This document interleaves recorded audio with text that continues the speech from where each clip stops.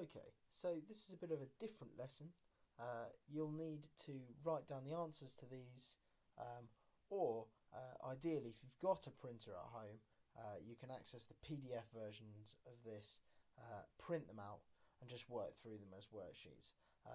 But if you've not got those PDFs available, you can just answer these questions in your book.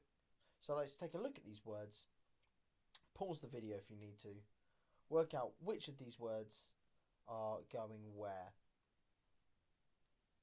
So which of these refers to surrounding conditions such as temperature?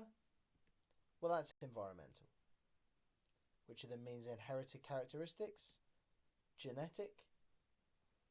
Which one means one organism not being the same as another? Well, that's variation, which is what we talked about last time. Refers to factors that are not the result of human activity. Well, that's natural. Differences between individual organisms in a species, that's variation as well. Okay, and is the process whereby organisms change to fit into their environment, that's adaptation. Now you notice variation is in there twice. You could argue that number 3 there is difference. So if you wrote difference for number 3, that's also fine. So some true or false statements here. In a litter of puppies, the puppies are similar but not identical. This is an example of variation. Is that true or is that false? Well, I mean, most of you will know that a litter of puppies aren't the same. You and your brothers or sisters, or your friends and their brothers and sisters, aren't the same as each other. You might be very similar, but you're probably not the same. Even in the cases of identical twins, genetically, they're the same. However, once environmental impacts start to take place, you will find that identical twins begin to look less and less similar. Number 8. Arthur grows geraniums in his flower bed. He makes sure the soil is rich in nutrients. This is an example of controlling the environment. Yes, of course. Okay, if he is adding nutrients to the soil, he's controlling that environment. Zena's a keen runner. Her leg muscles are well developed. She can run for longer now than she could do a few years ago. This is an example of adaptation. True. She has adapted. Now, a side note on number 9. That is adaptation, but it is not evolution. Okay, Xena will not pass on those leg muscles to her children. Okay, it's an adaptation that Xena specifically has gone through, but it is not changing her genes, so she will not pass on that adaptation to her children. Will's class is exploring variation in height, which is what we looked at last time. They measure all the classmates' heights, add up the measurements, divide the answer by the number of students. This calculation will show the variation in height in the class members. That's false. Okay, that will actually give you the mean height. Okay, now you could use the mean height to determine what the average is. Okay, well, the mean is an average. And so you could see how far away some of the students are from the mean, and that would give an idea of the variation. But the easiest way to see variation in a class like that would be to draw a graph. Juanita's group have been growing broad beans from seeds to investigate how they vary. They've been running the experiment for several weeks and observed different features. I'd like you to just pause the video, read these statements, and write a response to each of these ideas.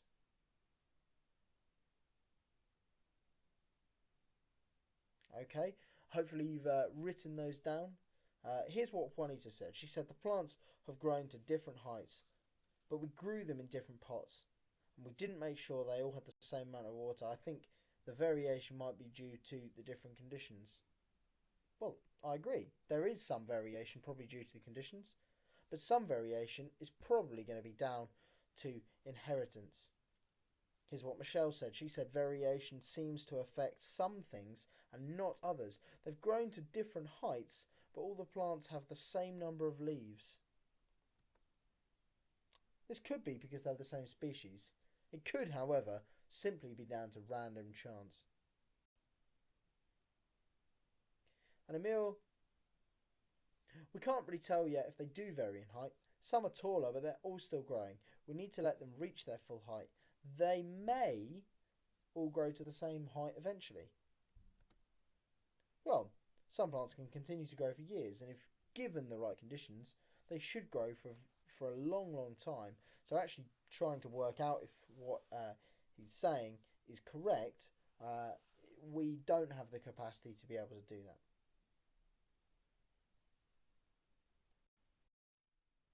Okay, so today we're looking at how growing seeds show variation. Now, we're not going to be able to do this practical. However, if you wanted to, I might suggest that you could get some seeds from the internet and grow them at home if that is something that you were interested in doing. But I will give you all of the pieces of data to be able to answer all the questions without having to do that. So the method, here's what we would do. We would simply grow some seeds in a shallow tray, a little bit of compost, okay, with a tiny bit of water. We're going to leave it some time, allow the seeds to germinate, and check occasionally the compost hasn't dried out so that all the seeds have still got access to the water that they're going to need to grow. We're going to measure the seedlings after they've got to a height of about 2 to 3 centimetres. Okay, and you can take measurements to gather this evidence if you are doing it at home. However, as I said, I will give you some results. You need to record the height of each seedling. Start at one side of the tray, measure the height of a seedling, record it and remove it from the tray so you can reach the next one, so that you can make sure that you're not going to measure the same one twice.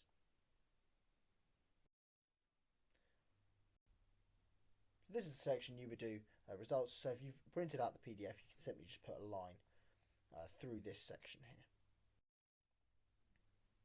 here. Okay, the analysis of the results. First, you're going to need to identify any outliers. These are measurements that are either really too much or really too little.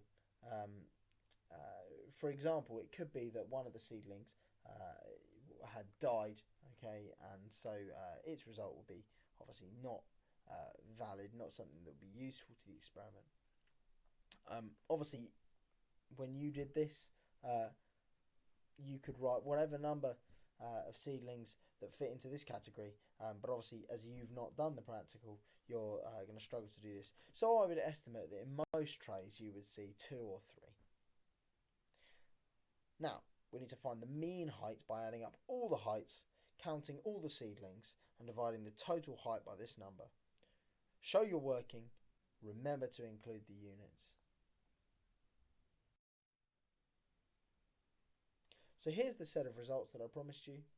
Okay, I've organised them by height already.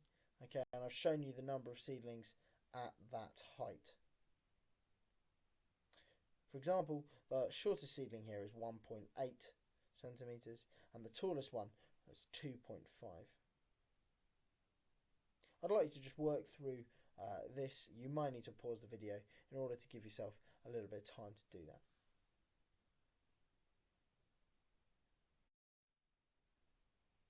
So, question 6. Which of these statements is the best fit for your result? I'd like you to state which one you selected and why.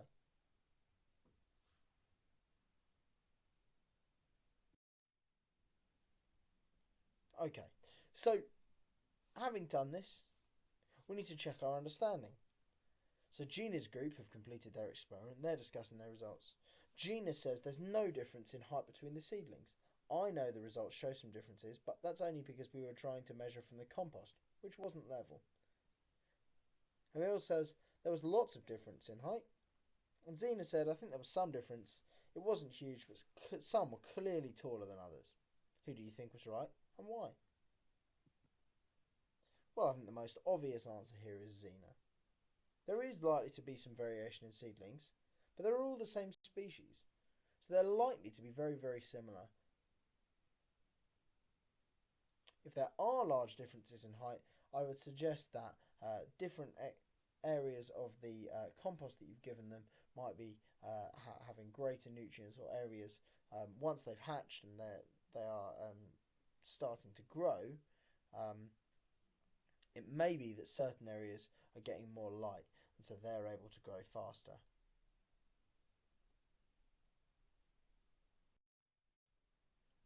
Juanita's group are discussing which calculations are useful. She says the mean isn't very helpful because, for example, we have 4 dogs at home. 3 of them are about 30 centimetres tall, and the other one is much bigger, about 90 centimetres. The mean is 45 centimetres, but there is no dog 45 centimetres tall. The mode and the median are about 30, and that's sensible. That's the height of most of our dogs. How relevant do you think her comment is to your data?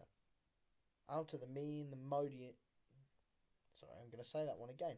Out of the mean, the median, and the mode, which do you think is the most useful when indicating how tall your seedlings grew? Again, I'll give you a second here just to pause the video if you want to come up with your answers. Okay, so 2A, how relevant do you think her comment is? Well, I don't think it's hugely relevant, as most of the seedlings are the similar height, and that's because they're probably the same age and the same species. Whereas with her dogs, they're probably different subspecies of dog, which means that they aren't actually that similar. Whereas with our seedlings, they're all the same species, and they're all germinating at pretty much the same time. 2B. Which of them is the most useful? Well, I think the mean is normally the most useful. With the exception of times where there are large outliers like Juanita's dogs, the mean is almost always the one we use because it excludes anomalies. If you exclude the anomalies, you can take into account all the results.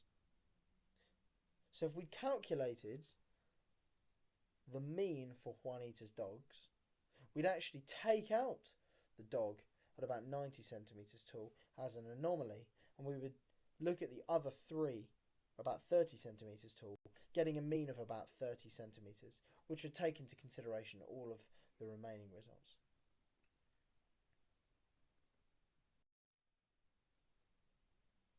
Okay, so this section is spot the mistake. The first mistake here, Will's group found the mean height by pulling all the seedlings out of the compost, laying them on the bench, and figuring out the total length of each plant. Why was this a mistake?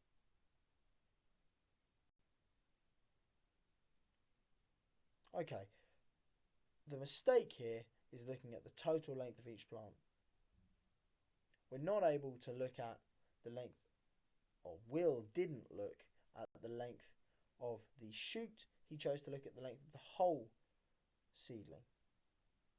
Now, there are a number of reasons why measuring the whole seedling is wrong, okay, but the most obvious one is we're really looking at the shoot.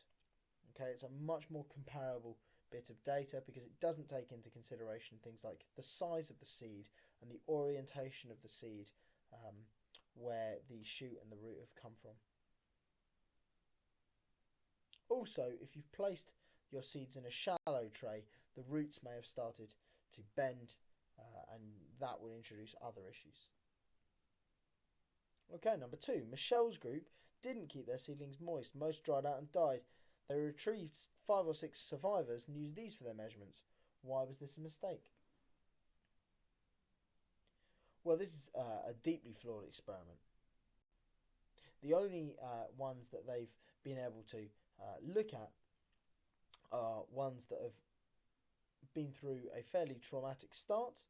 Okay, they've not received enough water. Okay, so they're not going to be growing as they're supposed to. Also, it may be that these 5 or 6 survivors, because they've been able to survive, have grown to a different height than what they would do. And finally, only looking at 5 or 6 bits of data is going to give us a slightly warped idea of what we're trying to look at. With only 5 measurements taken, we can't be sure, and we can't get a good reflection of the amount of variation that there is. Number 3. After completing the experiment, Kareem's group concluded all of the seedlings should have been the same height because they were the same plant variety, grown under identical conditions. The differences recorded were due to inaccuracies in measuring. Why was this a mistake? Well, it's quite possible that Kareem's group have acknowledged that they weren't very good at measuring. But we know that organisms of the same species aren't all the same height. You know that your friends are not all the same height as you. Therefore, it's very, very unlikely that Kareem's statement is true. We also know it's a mistake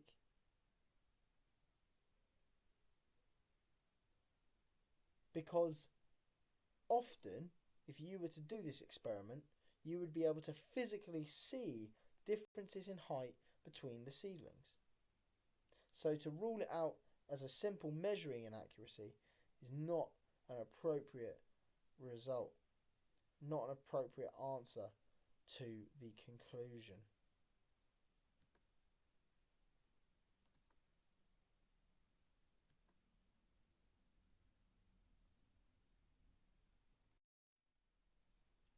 Okay, and so the review section says this: seedlings may vary in other ways than just height.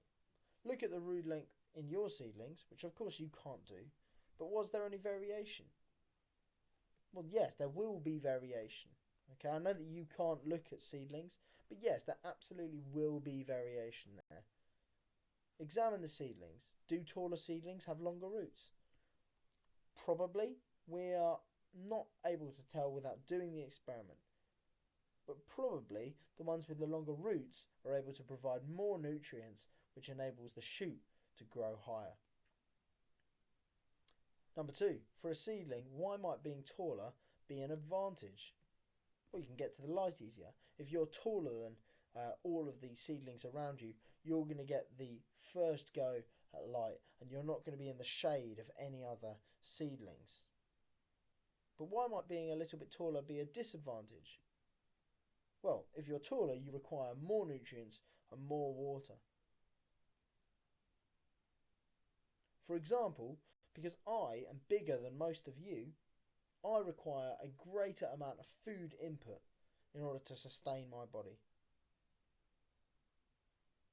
And number 3, for a seedling, why might being a little bit shorter be an advantage?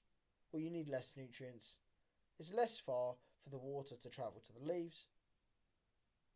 And obviously it's a disadvantage because there's less light. If we're talking about the roots being shorter, they can't reach as deep for water, which is obviously bad for the seedling. And the evaluation of the learning. Obviously, in this experiment, you had to process a lot of data. Now, I gave you a lot of that data, but you had to work out the mean, which isn't always easy when you're talking about large amounts of data. It's really hard to do this without doing the experiment, but do try and answer these questions. Stay safe and happy isolating.